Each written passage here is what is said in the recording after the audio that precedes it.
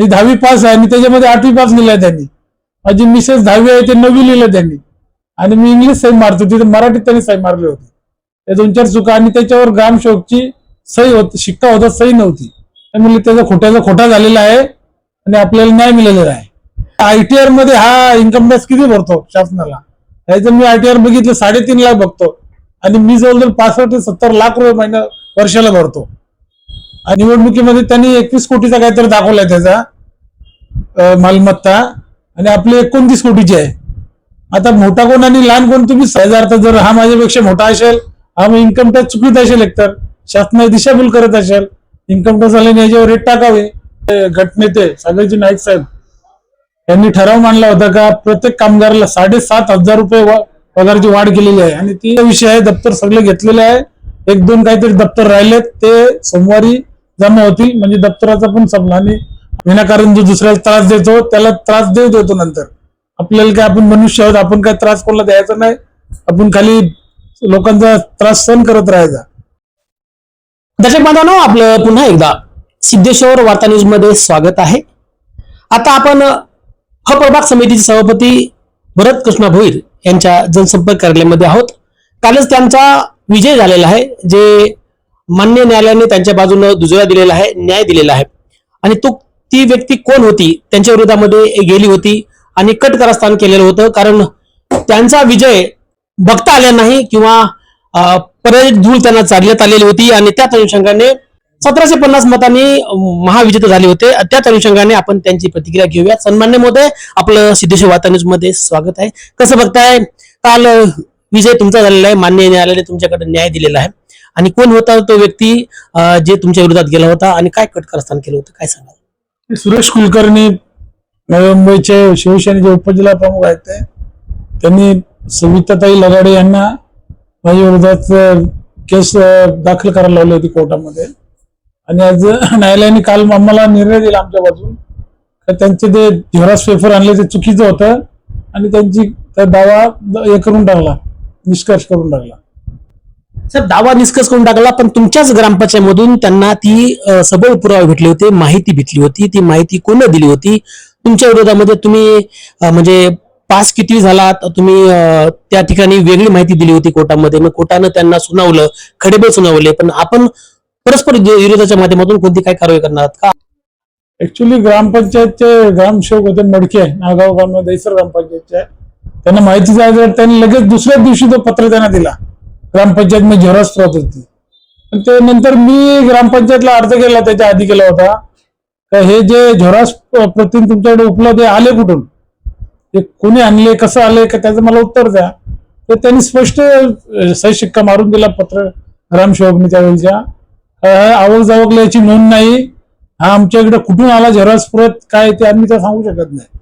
आता ग्रामपंचायत मध्ये आवक जावकला नोंद नसल्यामुळे कोणीतरी आणून ठेवला असेल इथे आणि कोणी हेतू पुरस्कृत त्याचं झेरॉक्स पेपरला खोडसाल करून उलट सुलट केलं होतं. पण ते त्यांनी बघितलं नाही माझं शिक्षण किती आहे. मी 10वी पास आहे आणि त्याच्यामध्ये 8वी पास लिहिलाय त्यांनी.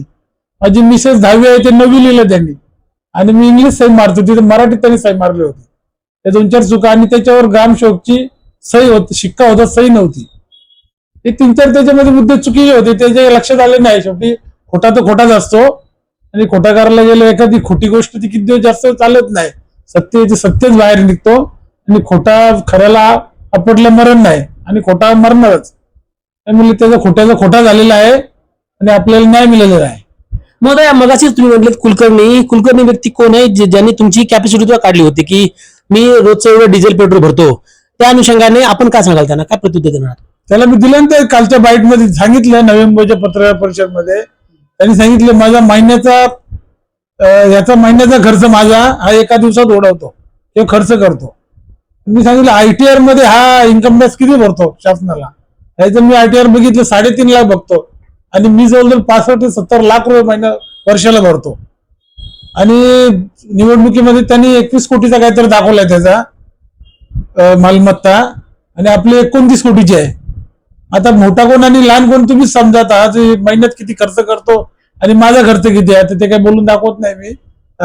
याचा अर्थ जर हा माझ्यापेक्षा मोठा असेल, हा मग इन्कम टॅक्स चुकीत असेल, एकतर शासनाने दिशाभूल करत असेल, इन्कम टॅक्स वाल्याने याच्यावर रेट टाकावे आणि समजून घ्यावे हा किती पैसा चोरतो म्हणून शासनाचा. महोदय, ग्रामपंचायत जे 14 गावाचे ग्रामपंचायत, 5 ग्रामपंचायत दप्तर अद्याप जमा झालेले नाही. त्यामधून एक कर्मचारी मयत झालेला आहे. त्या वारसाला तुम्ही समाविष्ट करून घेणार आहात का?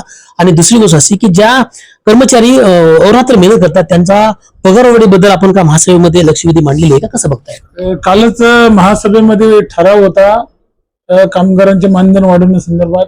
सन्माननीय मंत्री गणेश नाईक साहेब यांनी सांगितल्यावरून आमचे गटनेते सागरजी नाईक साहेब यांनी ठराव मांडला होता का प्रत्येक कामगाराला 7,500 रुपये पगाराची वाढ केलेली आहे आणि ती सर्व मताने सर्व नगरसेवकांनी मंजूर केलेली आहे.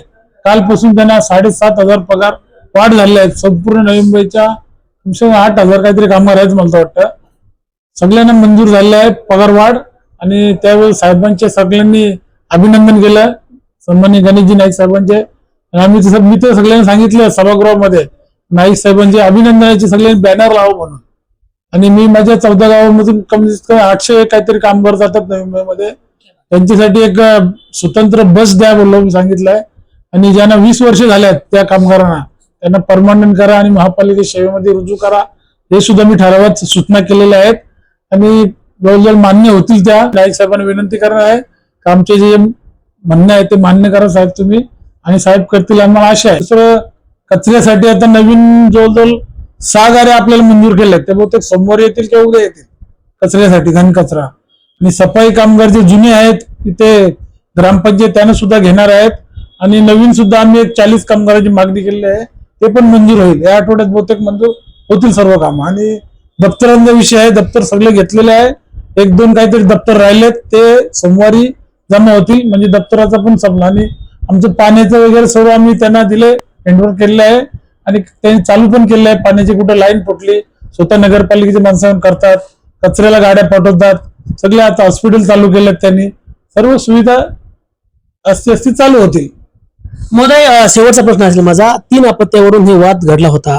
आता कुलकर्णीच्या विरोधामध्ये तुमची मानसिक स्थिती त्यावेळेस खूप वेगळी होती परंतु तुम्ही डिस्टर्ब होतात, फॅमिली डिस्टर्ब होती.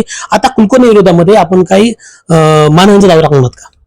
नाही, काही मानहानी दावा वगैरे काय टाकणार नाही. ज्यांनी आपल्या विरोधात कटकारस्थान केलं त्यांना बघून घेईल देव. देवावर सोडलं मी. विनाकारण जो दुसऱ्याला त्रास देतो त्याला त्रास देतो नंतर.